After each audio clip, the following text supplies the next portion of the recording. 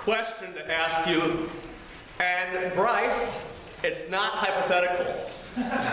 Okay, which means that you can actually answer it, and I expect an answer. So here is my question for all of us.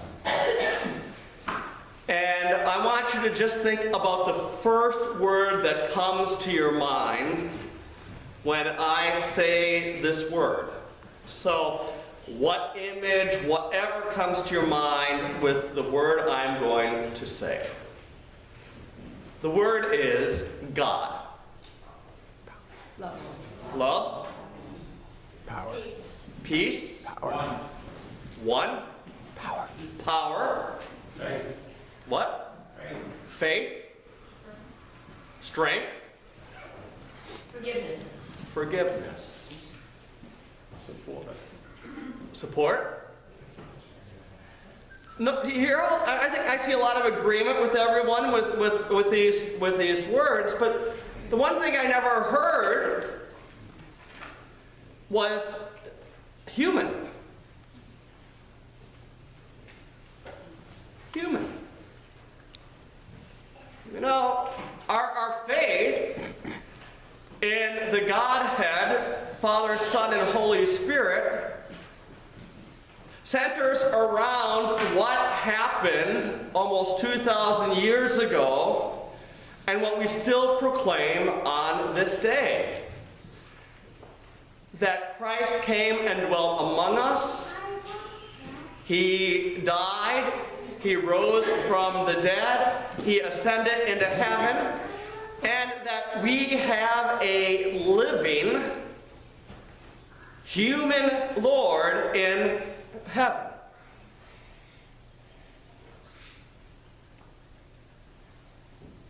We see it in today's gospel.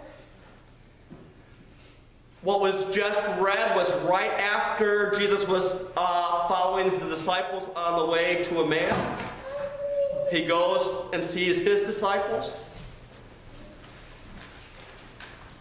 But if you look closely at the words of the gospel writer, you see Jesus there who was pierced and who was hungry and asked for something to eat. I cannot stress enough how important the humanity of Jesus is. Because too often in your life and in my life, we go through our issues. Sometimes it might be, you might start with a C word to call it. And a lot of bad stuff happens. And we say, God, where the heck are you in the midst of all of this? Even though maybe intellectually we know that God is always there, but emotionally we can feel like Jesus on the cross when he said, my God, why have you forsaken me?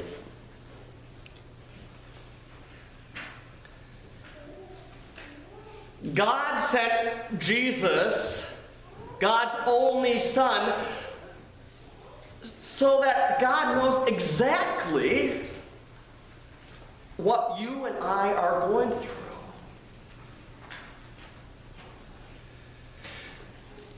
Jesus had to obey his mom,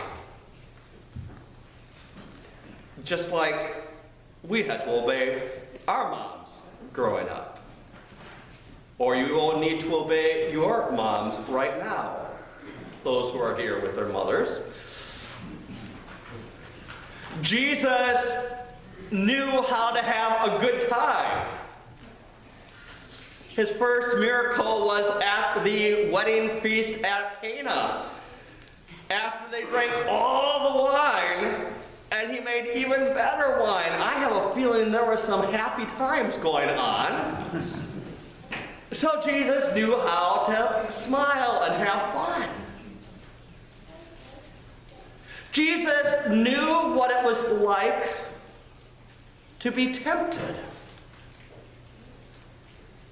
To have those things that for each and every one of us might be different, but cause us to try to turn away from God or each other or God's creation. Jesus knew what it was like to lose a friend and a loved one and cry. How many times have you and I cried over the death of someone we've loved dearly? Jesus knew what it was like to be hungry. He knew what it was like to be naked when they stripped him of his clothes on that Good Friday. He knew what it was like to have pain and suffering. He knew what it was like for the need to care for others and not to judge.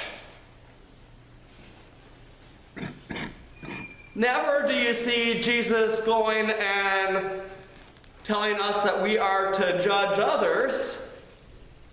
He says, if we judge others, we'll be judged. As the old phrase goes, when you're pointing at somebody, 4 fingers are pointing right back at you.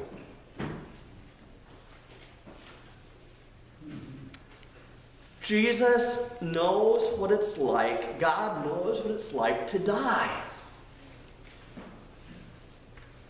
But God also knows what it's like to have new life, which God gave to Christ on the resurrection, gives to us in our lives through our baptism.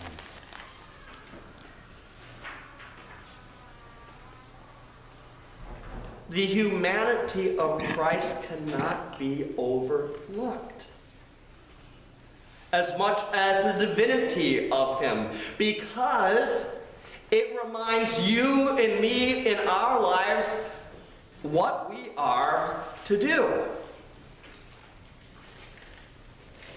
I think it's so much easier to rely on other people to do God's work.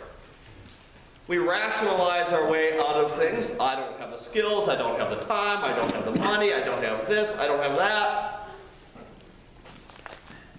But yet, the risen one isn't in our midst personally. And so the only way that his mission and ministry will happen is if you and I do the work for him. If we see the hungry person in our midst, do we ignore them or do we give them food? If we have a loved one in prison or know people in prison, do we not talk about it because for fear we might be embarrassed? Or do we go visit and call, write letters? Do we make sure that those who are sick and suffering are being given the care that they need?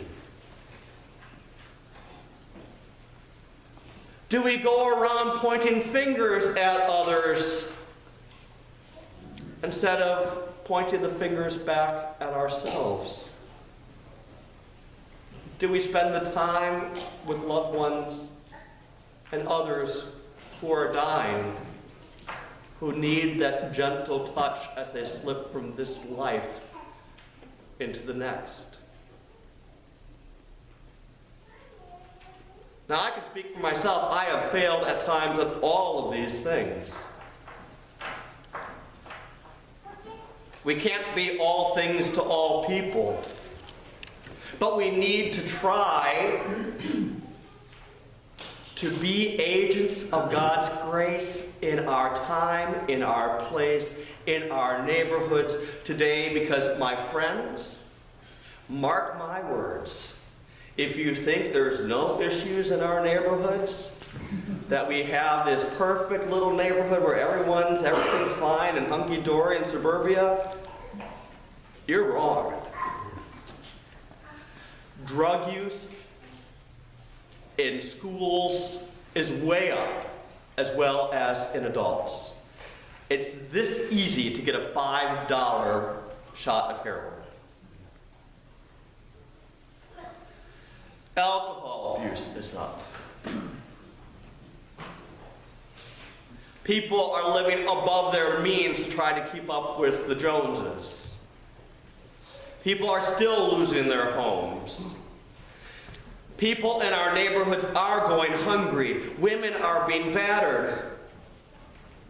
Children are being tossed out of their parents' home because of whom they love. If we don't think that there's any issues in our neighborhood, we need to reopen our eyes, because we need to do the work of Christ in our communities today, not tomorrow, not yesterday, but now. It's the work that Jesus did. It's the work that God knows.